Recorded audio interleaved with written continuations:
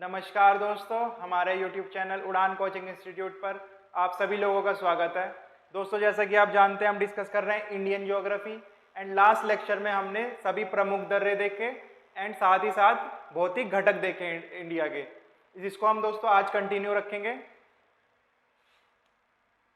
तो दोस्तों हमने लास्ट विंध्याचल की पहाड़ियाँ तक कर लिया था, जो कि मध्य प्रदेश और क्या कहते हैं गुजरात की साइड थी। ठीक है, अगर हम मैप में देखें तो विंध्या रेंज कहाँ थी?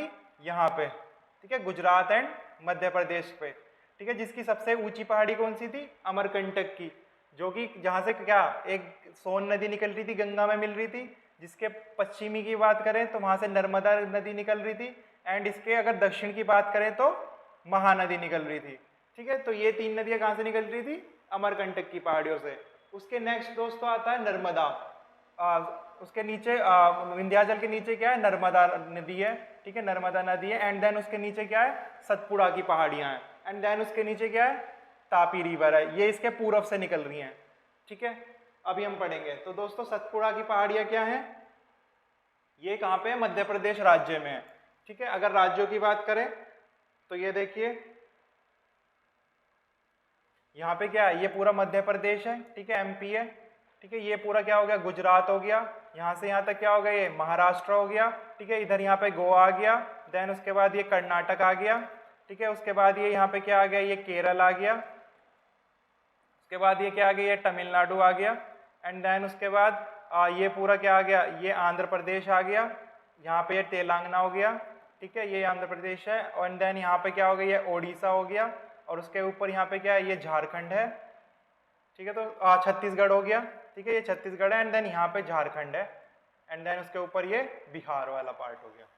ठीक है, तो इसका विस्तार कहाँ पे है? सतपुड़ा का देखें तो ये मध्य प्रदेश में ज्यादातर इसका विस्तार है, सतपुड़ा की पहाड़ियों का। क्लियर दोस्तों? तो ये सतपुड़ा की पहाड़ियाँ कहाँ पे है? मध्य प्रदेश में है। और ये किससे बनी हुई है दोस्तों? ये ज्वालामुखी चट्टानों से बनी हुई है। ठीक है, ज्वालामुखी चट्टानों में से भी किसकी? बेसाल्ट चट्टानों की। ठीक है, जिसमें लोहे की मात्रा सबसे ज्यादा अधिक होती है। ठीक है, और इनमें सबसे ऊंची चोटी कौन सी है दोस्तों? धूपगढ़ी, जिसके पूरब से कौन सी निकल रही है नदी? तापी नदी निकल रही है। ठीक है, और ये कहाँ पे? महादेव पर्वत पर स्थित है। यानी इन पहाड़ियों जो ये सतपुड़ा रेंज है उसमें महादेव पर्वत है, उसकी सबसे ऊंची चोटी कौन सी है? धूपगढ़ी, जिससे कौन सी नदी निकल रही है? तापी नदी निकल रही है। ठीक है, ताप्ती नदी निकल रही है जिसके पूर्वी हिस्से से। क्लियर? नेक्स्ट दोस्तों पठार आ गए। ठीक है, पठार में कौन सा है? दक्कन का पठार है। दक्कन का पठार सबसे बड़ा पठार है। ये पूरा का पूरा ये पूरा दक्कन का पठार का ही विस्तार है।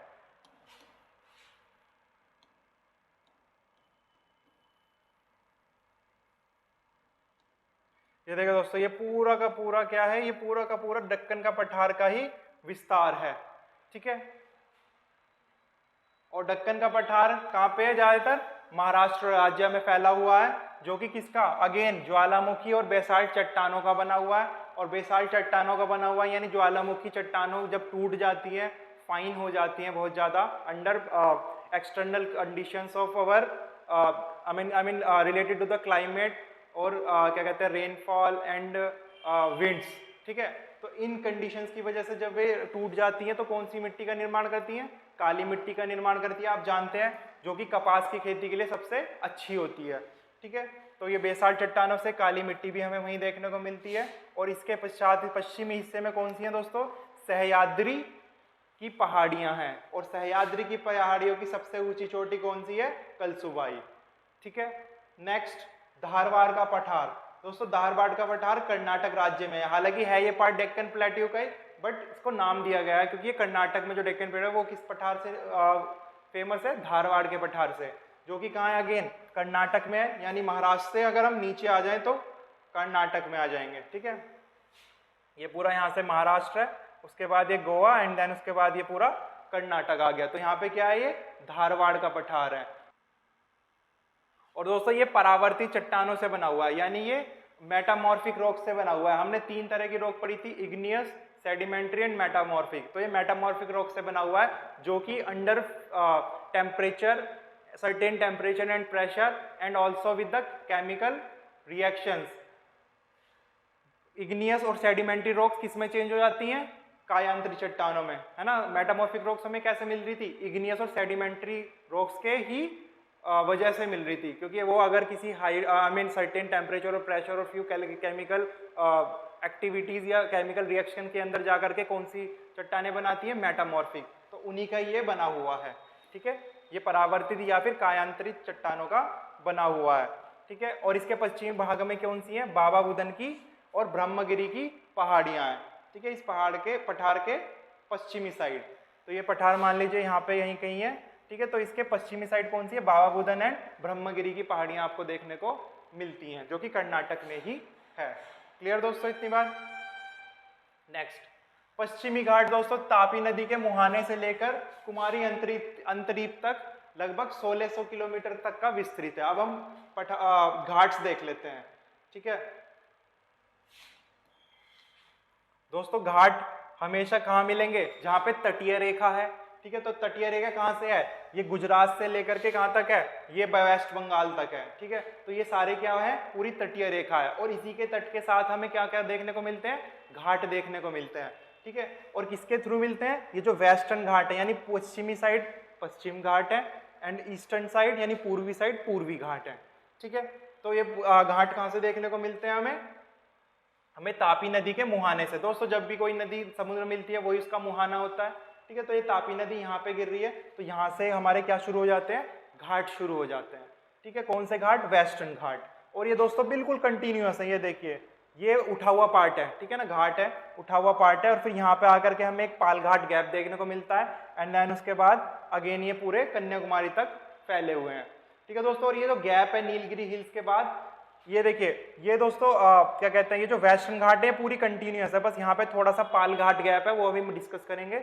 और उसके बाद फिर अगेन कन्याकुमारी तक ऐसे ही, यानी केप कॉमोरिन तक ऐसे ही है, कुमारी अंतरी तक ऐसे ही है, ठीक है। और जो ये पालघाट गैप है यहीं से ये ईस्टर्न घाट मिल रहे हैं, ठीक है। और ये ईस्टर्न घाट कंटिन्यूअस नहीं है, जैसे ये पूरे लगातार है ना वेस्टर्न घाट, बट ईस्टर्न घाट लगातार नहीं है, ठीक है। तो ये थोड़े थोड़े इस तरह से बीच बीच में गैप के साथ बने हुए हैं, लेकिन वेस्टर्न घाट में बस एक ही गैप आता है जिसको हम पालघाट गैप के नाम से जानते हैं, ठीक है दोस्तों। तो ये कहाँ से शुरू हो जाते हैं हमारे घाट, तापी नदी के मुहाने से पूरा कन्याकुमारी तक। कन्याकुमारी को ही दोस्तों कुमारी अंतरीप या केप कॉमोरिन बोला जाता है। क्लियर। और इसकी औसत ऊंचाई कितनी है, 1200 मीटर। क्लियर। पश्चिमी घाट से उत्तर में गुजरात की गिर की पहाड़ियां मिलती हैं, जो कि एशियाई सिंगों के लिए विख्यात है। दोस्तों हमने विश्व भूगोल के लास्ट लेक्चर में पढ़ा था गिर रेन फॉरेस्ट, उसमें हमने पढ़ा था गिर किसके लिए क्या कहते हैं फेमस है, एशियाटिक लॉयंस के लिए, एशियाई सिंगों के लिए, ठीक है।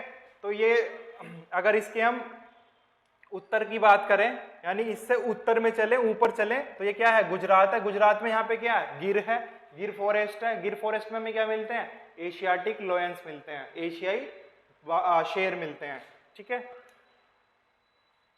नेक्स्ट, नीलगिरी की पहाड़ियां दोस्तों तमिलनाडु में है, जो कि एक कैसा पर्वत है, एक ब्लॉक माउंटेन है, ठीक है। और ब्लॉक माउंटेन है ये, और इसकी सबसे ऊंची चोटी कौन सी है, डोडावेश, जो कि दक्षिण भारत की दूसरे नंबर की सबसे ऊंची चोटी है, ठीक है। तो और सबसे पहले नंबर की कौन है दोस्तों, अन्नामलाई, अनायमुडी, ठीक है। कौन सी है, अनायमुडी, अनायमुडी, जो कि किस पर्वत श्रृंखला में आती है, अन्नामलाई में, ठीक है, अन्नामलाई में आती है ये सबसे ऊंची दक्षिण भारत की चोटी। अगर पूरे भारत की बात करें तो सबसे ऊंची चोटी कहाँ है, कंचनजंगा, जो सिक्किम में है। अगर दक्षिण भारत की अगर क्वेश्चन आए तो दोस्तों कभी कि दक्षिण भारत की सबसे ऊंची चोटी, या फिर पेनिसुला यानी इंडियन पेनिसुला, भारतीय प्रायद्वीप की सबसे ऊंची चोटी, ठीक है। दक्षिण भारत की सबसे ऊंची चोटी या भारतीय प्रायद्वीप की सबसे ऊंची चोटी कौन सी है, अनायमुडी, जो कि अन्नामलाई पर्वत श्रृंखला में आती है। अगर दूसरे नंबर की पूछे तो कौन है, वो है डोडावेश, जो कि किस में आती है, नीलगिरी की पहाड़ियों में मिलती है। क्लियर दोस्तों।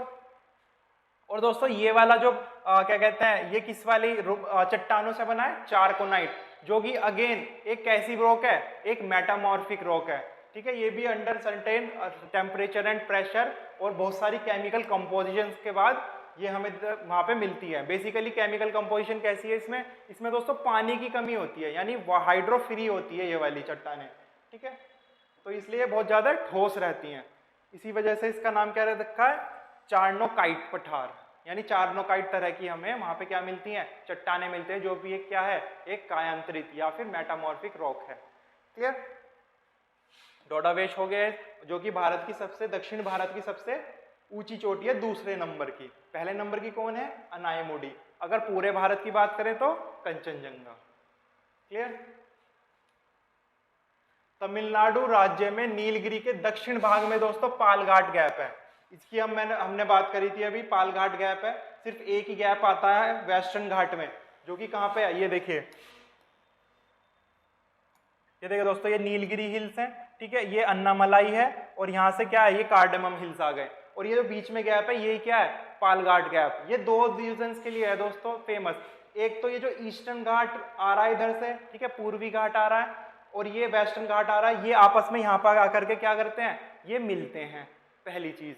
दूसरी, इसी गैप के थ्रू तमिलनाडु और केरल के बीच में रेल की पटरी बिछी हुई है, ठीक है, तो यानी यहाँ से ही ट्रेन का आना जाना होता है इसी वाले गैप में, क्योंकि ये गैप है नीचे बना हुआ, वहां पे ही हम मतलब ट्रेन की पटरियां बिछा सके, ताकि ट्रेन से भी आना जाना हो सके, किसके बीच में, केरल और तमिलनाडु के बीच में।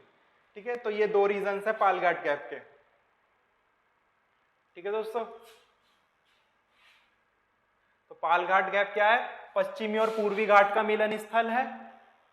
ठीक है, यानी पूर्वी घाट और पश्चिमी घाट के मिलन स्थल पर नीलगिरी की पहाड़ियां हैं, और इसके पार फैली क्या है, कार्डिमम हिल्स है, यानी कि इलायची के पहाड़ हैं। ठीक है दोस्तों, इलायची, ठीक है, इलायची के पहाड़ हैं। क्लियर, यानी कार्डमम हिल्स है, ये कायम गलत लिखा है, कार्डमम है। ठीक है दोस्तों, कार्डमम, कार्डमम हिल्स है। क्लियर। और दक्षिण भारत की या भारतीय प्रायद्वीप की सबसे ऊंची चोटी कौन सी है, अनायमुडी। अनायमुडी, जिसकी ऊंचाई कितनी है, 2696 मीटर, जो कि अन्नामलाई की पहाड़ियों पर स्थित है दोस्तों। और ये जो अनायमुडी है, ये 3 पहाड़ियों का भी क्या है, केंद्र है। 3 पहाड़ियों का भी क्या है, केंद्र है। अगर आप देखें तो ये देखिए अन्नामलाई कहाँ पे है, ये देखिए अन्नामलाई यहाँ पे है, इसके थोड़ा नीचे की साइड यहाँ पे क्या है, ये अनायमुडी चोटी है। ठीक है, इसके अगर उत्तर में देखें तो क्या मिलता है हमें, अन्नामलाई मिलता है। इसको नीचे साइड में देखें तो क्या मिलता है, कायम की पहाड़ी यानी इलायची मिलती है। ठीक है, और जो अगर क्या कहते हैं पूर्वी साइड में देखें तो दोस्तों पालनी की पहाड़ियां मिलती हैं। ठीक है, और पालनी की पहाड़ियां यानी तमिलनाडु में है, जो किसके लिए है, जो कोडाई कैनल के लिए फेमस है। ठीक है दोस्तों, कोडाई कैनल के लिए फेमस है, कौन सी पहाड़ियां, पालनी की। क्लियर। तो अनायमुडी क्या है, 3 पहाड़ियों का केंद्र बिंदु है। कौन कौन सी 3 पहाड़ियां भाई, दक्षिण में क्या है, इलायची के हिल्स है यानी कार्डमम हिल्स है। ठीक है, एंड देन उत्तर की ओर क्या है, अन्नामलाई की पहाड़ियां जिसमें ये है। ठीक है, और उत्तर पूर्व की साइड क्या है, पालनी की पहाड़ियां, और पालनी की पहाड़ियों में क्या है, एक प्रसिद्ध पर्यटक स्थल है, यानी एक टूरिस्ट प्लेस है। क्या नाम है इसका, कोडाई कनाल। ठीक है, कोडाई कनाल पालनी की पहाड़ियों में स्थित है, जो कि कहाँ पे है, तमिलनाडु में है। क्लियर दोस्तों। नेक्स्ट, आंध्र प्रदेश और उड़ीसा के तटीय भाग में हमें कौन सी पहाड़ियां देखने को मिलती हैं, महेंद्रगिरी की। ठीक है दोस्तों, तो यहाँ पे कहाँ पे है, ये देखिए ये रहा ओडिशा यहाँ पे है। ठीक है, एंड देन यहाँ पे क्या है, ये आंध्र प्रदेश है। तो यहाँ पे इनके तटीय भाग में कौन सी देखने को मिलती है हमें पहाड़ियां, महेंद्रगिरी की। क्लियर।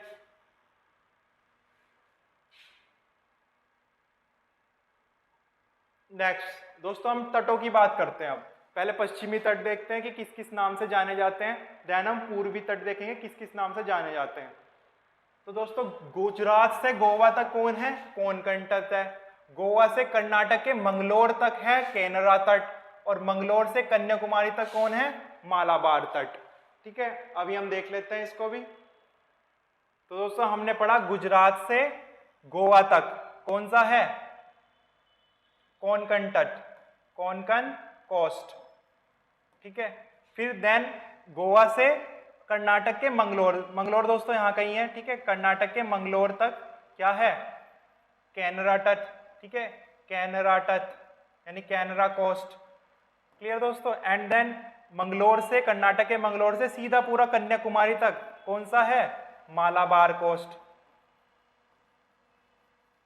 ठीक है दोस्तों, तो ये 3 तट हैं किसके, पश्चिमी घाट के यानी वेस्टर्न घाट के, ये 3 तट हैं। कहाँ से कहाँ तक, गुजरात से गोवा तक कोंकण, गोवा से कर्नाटक के मंगलोर पोर्ट तक। मंगलोर पोर्ट दोस्तों कर्नाटक में है, ठीक है। तो मंगलोर पोर्ट तक कौन सा है, कैनरा तट। एंड देन वहाँ मंगलोर से कर्नाटक के सीधा कन्याकुमारी तक कौन सा तट है, मालाबार कोस्ट। ठीक है दोस्तों, अब इनके कुछ प्रमुख तट भी देख लेते हैं जो कि वेस्टर्न घाट के तट हैं। कौन कौन से पोर्ट हैं, पोर्ट भी देख लेते हैं इन तटों के। तो सबसे पहले कौन कौन आया, गुजरात में क्या है, कांडला तट, कांडला पोर्ट है, ठीक है। महाराष्ट्र, मुंबई महाराष्ट्र में है, और एक और है महाराष्ट्र में, कौन है, नाहवा शेवा, ठीक है। अभी हमने मंगलोर पढ़ा, कहाँ था, कर्नाटक में, तो मंगलोर पोर्ट हो गया कर्नाटक में। देन गोवा में क्या है, मार्मा गोवा है, और लास्ट कोची केरल में है। क्लियर। नेक्स्ट दोस्तों, मालाबार तट अनेक पश्च जल हैं। मालाबार तट पे क्या है, बहुत सारे पश्च जल हैं दोस्तों। पश्च जल होता है बैक वाटर, यानी जो हिस्सा मान लीजिए समुद्र से किसी टाइड की वजह से पानी आ गया, ठीक है, वो वापस नहीं जा पाया, वहां ही आकर के रुक गया, यानी उसको वहीं बांध लिया गया, तो उसी बंधे हुए जल को क्या बोलेंगे हम, पश्च जल बोलेंगे। और उसको लोकल भाषा में, वहाँ की स्थानीय भाषा में क्या बोलते हैं, यानी केरल वाली साइड, क्योंकि मालाबार कोस्ट कहाँ है, मंगलोर तट से कन्याकुमारी तक है, ठीक है। कन्याकुमारी कहाँ है, तमिलनाडु में, जो कि केरल से होते हुए जा रही है, ठीक है दोस्तों।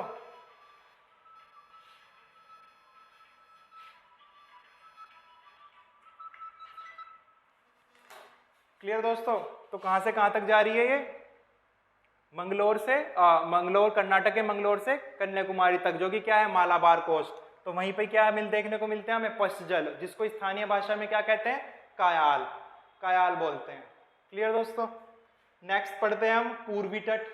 तो पूर्वी तट कहाँ से कहाँ तक है, अब कन्याकुमारी से यानी नीचे से ऊपर की ओर चलेंगे हम, ठीक है। कन्याकुमारी से कृष्णा नदी के डेल्टा तक। दोस्तों डेल्टा आपको पता ही है, जब नदी समुद्र में मिलती है वही नदी का मुहाना होता है, और जब वो मिलती है तो एक ही धारा में नहीं मिलती, वो ऐसे ऐसे फैल जाती है, ठीक है ना। जैसे मान लीजिए नदी आई और ये समुद्र में आकर के मिल रही है, तो वो ऐसे नहीं मिलेगी डायरेक्ट की एक ही धारा में आके मिल गई, वो ऐसे ऐसे फैल जाती है, जिससे ऐसे छोटे छोटे ट्राइंगुलर एरिया का निर्माण हो जाता है, और यही ट्राइंगुलर एरिया क्या है, डेल्टा। दोस्तों हम नेक्स्ट लेक्चर में भारत की नदियां डिस्कस करेंगे, तब मैं आपको बताऊंगा कि जो सारी की सारी पूर्व में गिरती हैं, यानी कि जो बे ऑफ बंगाल में गिरती हैं, वो नदियां ज्यादातर डेल्टा बनाती हैं, और जो अरेबियन सा यानी पश्चिम साइड गिरती हैं वो एस्चुरी बनाती है। इन दोनों में डिफरेंस क्या है, ये सब मैं आपको नेक्स्ट लेक्चर में बताऊंगा। फिलहाल हम तटों पे फोकस रखते हैं, ठीक है। तो समुद्री तट को कितने भागों में बांटा गया है, 3 भागों में बांटा गया है, ठीक है। कन्याकुमारी से कृष्णा नदी के डेल्टा तक कौन सा है, कोरोमंडल तट है। नेक्स्ट कृष्णा नदी के डेल्टा से गोदावरी नदी के डेल्टा तक गोलकुंडा तट है। एंड देन गोदावरी नदी के डेल्टा से उत्तरी तटीय भाग तक, यानी पूरे वेस्ट बंगाल के लास्ट तक, यानी सुंदरबन डेल्टा तक कौन सा है, उत्तरी सरकार तट, यानी नर्दर्न सिरकार्स, आपने पढ़ा होगा, ठीक है। तो इसको भी एक बार हम देख लेते हैं मैप में। तो हमने क्या पढ़ा भाई, कन्याकुमारी से कहां तक, कृष्णा नदी के डेल्टा, देखिए कृष्णा नदी यहां मिल रही है, कौन सा कोस्ट है, यहाँ पे कोरोमंडल कोस्ट है, ठीक है, कोरोमंडल कोस्ट है। देन कृष्णा नदी के तट से गोदावरी नदी के डेल्टा तक कौन सा था, गोलकुंडा तट है, यानी गोलकोंडा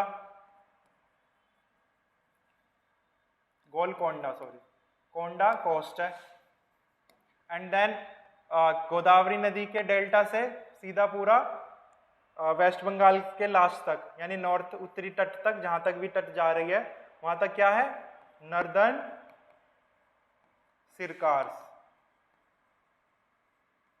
ठीक है।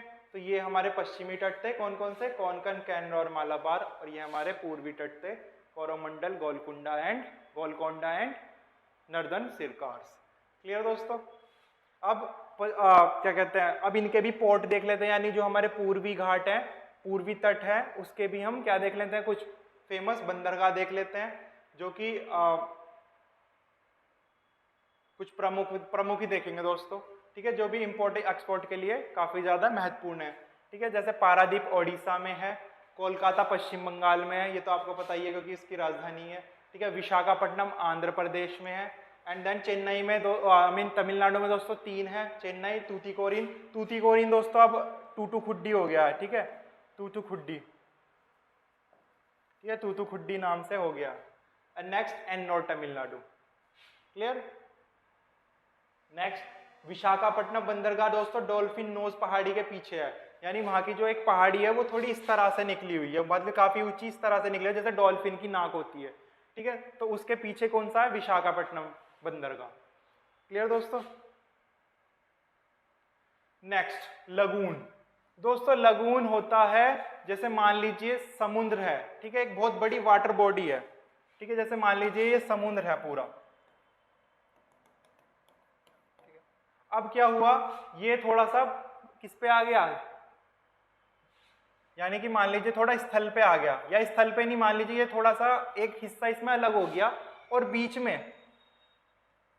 में क्या हो गया, बीच में या तो रेत या फिर बालू या फिर कोरल्स दोस्तों समुद्री जीव है जो मरने के बाद लेयर पे लेयर बन के हुए ऊपर तक आ गया, यानी वो समुद्र की वाटर बॉडी जो किससे, समुद्र से अलग हो गई हो, ठीक है, ये किससे हो गई, समुद्र से अलग हो गई, किसके द्वारा, या तो रेत जम गया यहाँ पे, या तो कोरल्स जम गई, या बालू जम गया, ठीक है, कुछ भी चीज जम गई इस तरह से कि समुद्र से वो अलग हो गया। तो ये अलग हो गया, इसके इधर क्या होगा, इसके इधर क्या कहते हैं, इसके इधर लैंड होगा। अब दो चीजें चारों तरफ से क्या किसी तरह से लैंड से घिर गया, तो ये क्या हो गया, ये बेसिकली एक छोटी झील होती है, ये छोटी छोटी झीलें होती हैं, ठीक है, इसको ही हम क्या बोल देते हैं, लगून।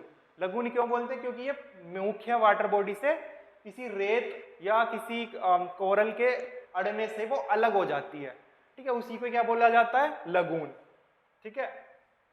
तो लगून क्या है कि समुद्र क्षेत्र में तटीय क्षेत्र का स्थल भाग में घुस जाना, तटीय क्षेत्र का पानी स्थल भाग में घुस गया और फिर उसको वापस ना जाने दे करके उसके बीच में क्या बन गई, कुछ मिट्टी की वजह से वो एक दीवार सी खड़ी हो गई, जिससे वो अपने पूरे समुद्र से अलग हो गई बॉडी, ठीक है, तो उसी को क्या बोलेंगे हम, लगून।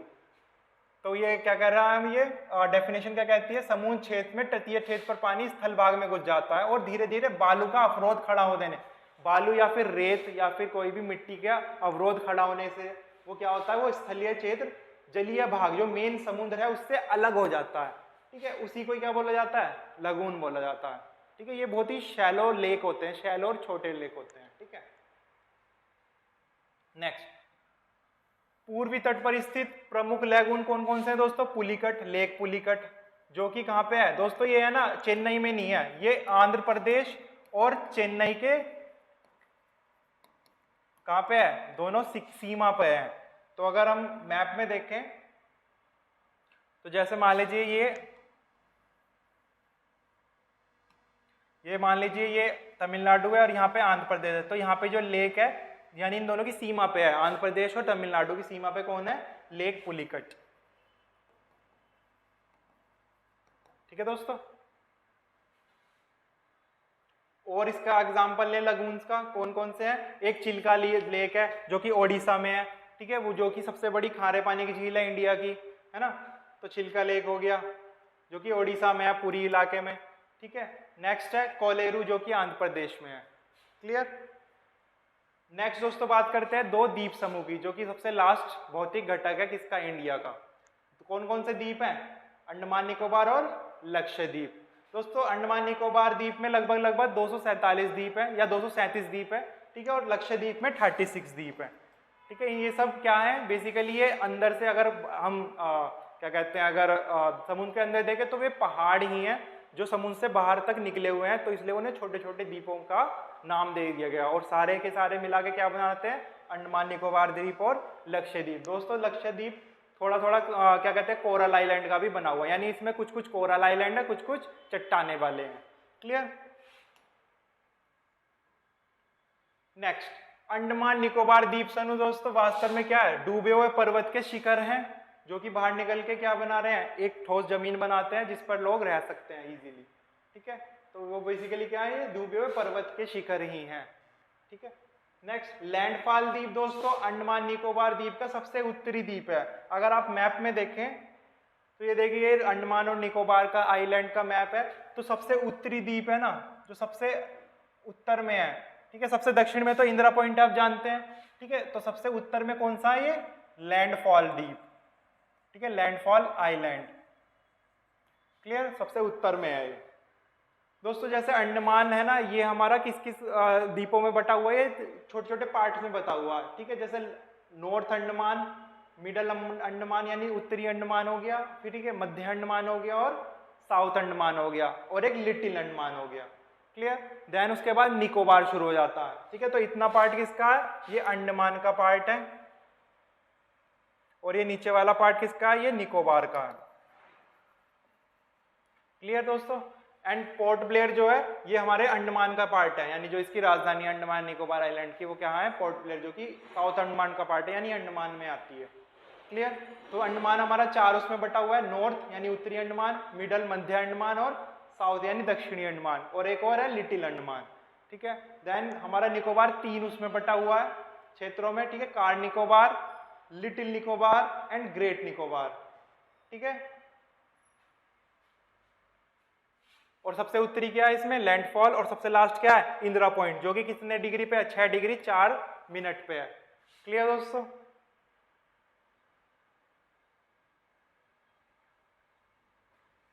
नेक्स्ट दोस्तों, बंगाल की खाड़ी में नदियों ने जलोढ़ मिट्टी के निषेध द्वारा कई द्वीपों का निर्माण किया हुआ है। यानी बंगाल की खाड़ी में जब मिट्टी पे मिट्टी क्या कहते हैं जम जाएगी, तो ऊपर क्या हो जाएगा, द्वीप बन जाएंगे, है ना।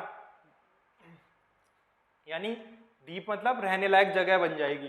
तो ऐसे ही हुगली नदी के निकट कितने हैं, 20 किलोमीटर सबसे लंबा सागर महाद्वीप है, जिसको गंगा सागर नाम से जाना जाता है। ये दोस्तों मिट्टी के जमने से द्वीप बना है। हालांकि जो द्वीप बनते हैं वो, जैसे मान लीजिए ये पानी है, ठीक है, ये नीचे से पहाड़ आ रहे हैं, तो ये छोटे छोटे द्वीप का निर्माण करते हैं, जो भी बाहर इससे ये हिस्सा निकला हुआ है, ठीक है, पहाड़ की चोटी का, या फिर मिट्टी के जमने से बन जाते हैं। ठीक है, मिट्टी पे मिट्टी जमती रही और बाहर आकर के और ठोस हो गया, तो ये भी इस तरह से भी द्वीप बनते हैं। और तीसरा पार्ट है कि जो एक कोरल होता है, वो समुद्री जीव होता है, मर जाता है, तो वो लेयर पे लेयर बनते बनते बनते ऊपर तक वो आ जाता है, और ये भी ठोस जमीन बन जाती है। तो इसको भी ये ऐसे द्वीप हमारे 3 तरह से बनते हैं। ठीक है, तो ऐसे ही हमारा जो ये गंगा सागर द्वीप है, ये मिट्टी के जमने से बना है हुगली नदी के कारण। ठीक है, हुगली नदी मतलब मिट्टी लेके आई और वहां पे लास्ट में आकर के उसने छोड़ती चली गई और समुद्र में मिलती गई, तो वहां पे जमते जमते जमते जमते इस द्वीप का निर्माण हुआ, गंगा सागर निर्माण। ठीक है, और क्या कहते हैं, न्यूमूर नामक द्वीप का भी निर्माण ऐसे ही हुआ है। क्लियर, बे ऑफ बंगाल में। क्लियर दोस्तों। नेक्स्ट, अंडमान निकोबार द्वीप समूह की सबसे ऊंची पर्वत चोटी कौन सी है, सैंडल पीक है। माउंट हेरियर्स दक्षिण अंडमान में और माउंट थूलियर निकोबार द्वीप समूह में स्थित है। ठीक है दोस्तों, ये भी छोटे छोटे क्या है, चोटी ही है, क्योंकि वो पर्वत पे ही तो बना हुआ है। क्लियर। केंद्र शासित प्रदेश का सबसे बड़ा बंदरगाह कौन सा है, पोर्ट ब्लेयर, जो कि इसकी राजधानी है, क्योंकि ये दो कैसे देश हैं, दोनों यूनियन टेरिटरीज हैं, हम पढ़ चुके हैं, है ना। तो इसमें सबसे बड़ा बंदरगाह यानी पोर्ट कौन सा है, पोर्ट ब्लेयर। ठीक है, जो कि कहाँ पे है, दक्षिणी अंडमान में, मैं आपको बता चुका हूँ। नेक्स्ट, नेल्लौर के निकट दोस्तों श्रीहरिकोटा प्रवाल निर्मित द्वीप है, यानी ये कोरल आइलैंड है। ठीक है, कोरल आइलैंड में क्या है, श्रीहरिकोटा, जो कि दोस्तों सतीश धवन स्पेस सेंटर यहीं पर ही खुला गया है ना। तो यहीं से ही हम क्या करते हैं, अपने लॉन्च करते हैं सभी सैटेलाइट्स एंड रॉकेट्स, इसी श्रीहरिकोटा। आप जानते हैं इसरो का वहां पे ही क्या है, वहीं पर ही संस्थान है ना। किस नाम से है ये, सतीश धवन स्पेस सेंटर से। नेक्स्ट, पुलिकट झील दोस्तों इसी द्वीप द्वारा समुद्र से विलग है, यानी जो पुलिकट लेक है, अगर हम इंडिया के मैप की बात करें तो ये देखिए लेक पुलिकट कहाँ पे है, ये आंध्र प्रदेश और तमिलनाडु के सीमा पर है, और ये क्या है, ये द्वीप है। तो ये समुद्र से इसी द्वीप द्वारा अलग है, एक तरह से माना जाता है कि इसी द्वारा अलग है, किससे, समुद्र से, इसी द्वीप द्वारा, यानी अंडमान एंड निकोबार द्वारा। क्लियर दोस्तों।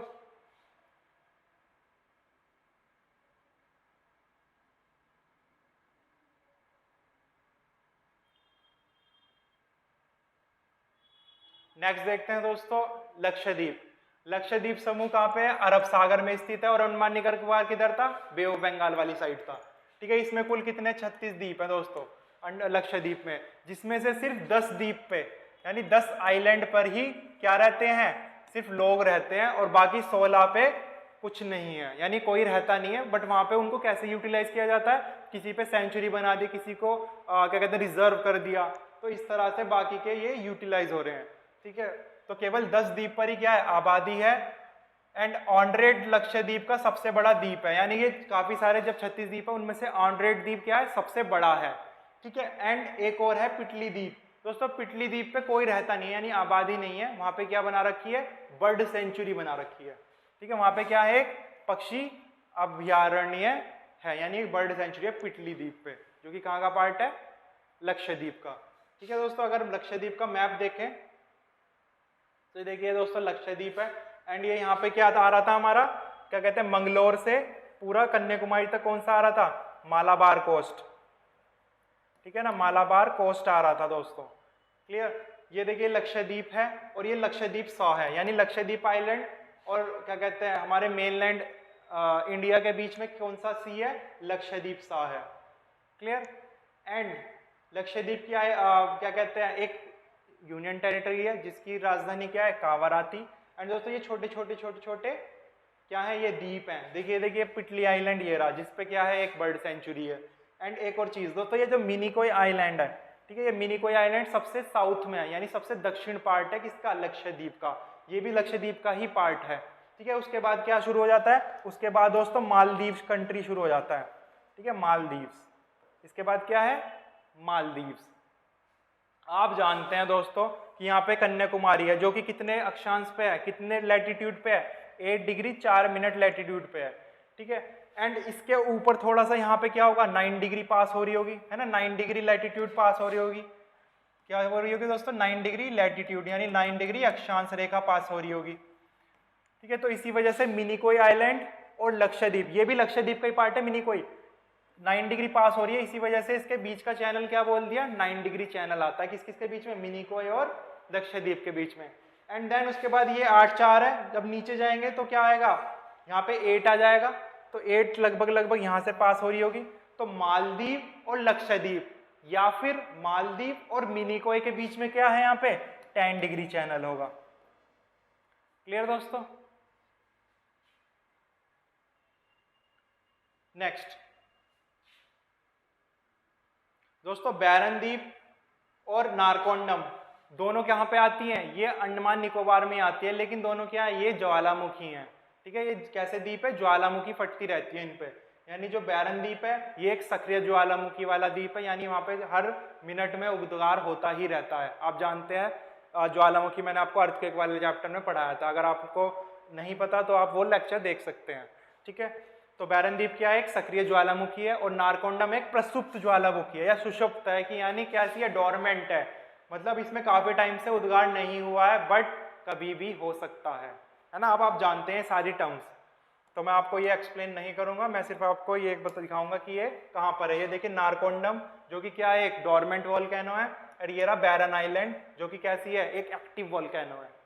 ठीक है, ये अंडमान निकोबार आइलैंड में। दोस्तों अब इसमें भी देख लेते हैं कि इनमें कौन कौन से चैनल पड़ते हैं। तो देखिए दोस्तों, निकोबार आइलैंड और अंडमान के बीच में कौन सा पड़ता है, ये 10 डिग्री, यानी 10 डिग्री लैटिट्यूड यहाँ से पास हो रही होगी।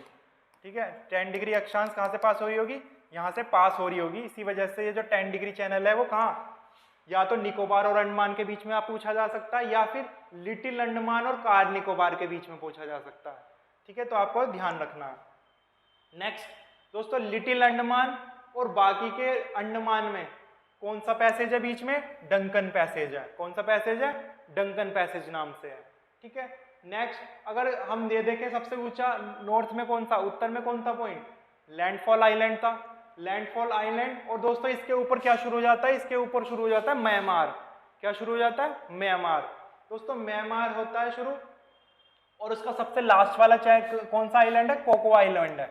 कौन सा है, कोको आइलैंड। ठीक है, कोको द्वीप है दोस्तों। कोको द्वीप और हमारे अंडमान के बीच में कौन सा चैनल आता है, कोको चैनल नाम से आता है। दोस्तों यही कोको आइलैंड है जिसपे चाइना ने अपना सर्विलियंस सिस्टम लगा रखा है, जो भारत पे निगरानी करने में उसको मदद करता है। ठीक है, तो इस कोको आइलैंड पर ही चाइना ने अपना सर्विलियंस सिस्टम लगा रखा है। ठीक है, और ये किससे किस चैनल से होता है, कोको चैनल से, ये बाहर अंडमान से अलग होता है। या फिर लैंडफॉल से अलग होता है, ठीक है, क्योंकि सबसे ऊपर वही है लैंडफॉल, या तो लैंडफॉल से पूछिए या अंडमान से पूछ ले, ठीक है। तो क्या आता है कोको चैनल किस किस के बीच में, कोको आइलैंड और अंडमान या लैंडफॉल आइलैंड के बीच में। क्लियर दोस्तों। एंड दोस्तों यहाँ पे जो इंदिरा पॉइंट है यानी हमारा निकोबार है, ग्रेट निकोबार, उसके नीचे यहाँ से क्या शुरू हो जाता है, यहाँ से इंडोनेशिया शुरू हो जाता है।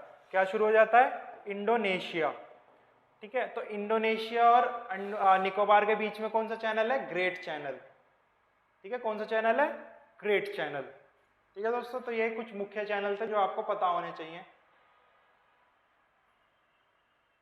क्लियर। तो दोस्तों हमने चैनल पढ़े। 8 डिग्री चैनल कहाँ था, मालदीव और मिनिकॉय के बीच में, जो कि क्या है, ये लक्षद्वीप का ही क्या है, एक आइलैंड है। 9 डिग्री चैनल लक्षद्वीप और मिनिकॉय के बीच में था। 10 डिग्री चैनल छोटा अंडमान और कार निकोबार के बीच में था, हम पढ़ चुके हैं। ग्रैंड चैनल सुमात्रा यानी इंडोनेशिया और किसके, निकोबार के मध्य था, या ग्रेट निकोबार के मध्य था। पाक स्ट्रेट आप जानती है तमिलनाडु और श्रीलंका के बीच में, और साथ ही क्या है, गल्फ ऑफ मन्नार भी है ना। पाक स्ट्रेट है दोस्तों, पाक मतलब PAL के पाक, ठीक है, पाक स्ट्रेट बोला जाता है। डंकन पैसेज किसके बीच में था, दक्षिण अंडमान और लघु अंडमान, लिटिल अंडमान के बीच में, हमने भी देखा, ठीक है। कोको स्ट्रेट हमने कहाँ देखा, या कोको चैनल कहाँ पे देखा, कोको द्वीप और यानी म्यांमार और अंडमान, अंडमान का भी क्या, लैंडफॉल द्वीप, ठीक है। तो कोको द्वीप जो कि म्यांमार है, और उत्तरी अंडमान जो कि कौन सा है, लैंडफॉल द्वीप के बीच में।